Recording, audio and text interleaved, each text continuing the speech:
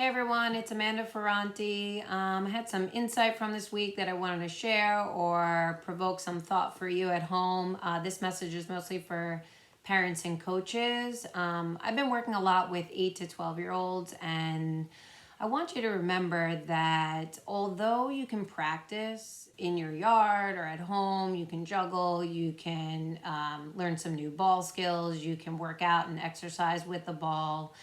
Keep in mind that we can't actually play the game. So everything we're doing on our own with the ball, it's not really in the context that the sport is played. So what that means is when you're working with especially an 8 to 12-year-old and you're teaching them something about the sport through maybe a Zoom meeting or a live session, they can only do so much. There is not that reality of having teammates there, a net to attack on, defensive pressure, right? So they're really just training with a soccer ball.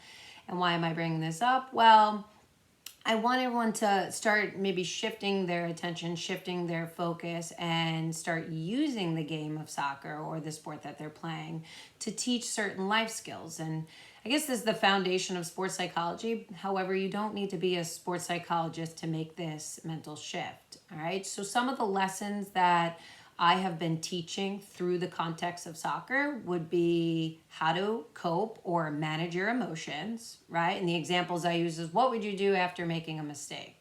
What would you do if you got yelled at, right? The second thing I'm teaching is how to make effective decisions, right? So soccer is a decision-making sport, right? It's basically two questions or three. What are my options? What's the most important information? And what are my distractions? Well, this same information processing sequence can apply to decisions that you're making about homework, about what to do that day, anything going on during this time.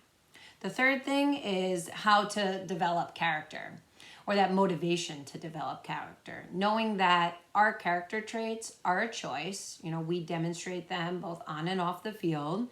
So maybe identifying the top 3 traits that you have shown as a soccer player or as an athlete and making sure that you're demonstrating them continuously at home, right? Or maybe you want to build some character traits. It's the same if you're playing a sport as if you're training on your own.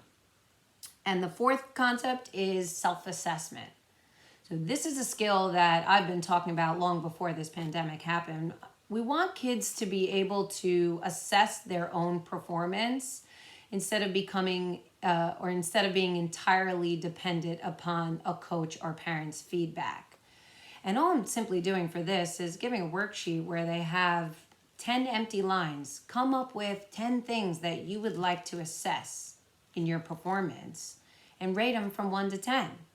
And then figure out how you can improve these actions.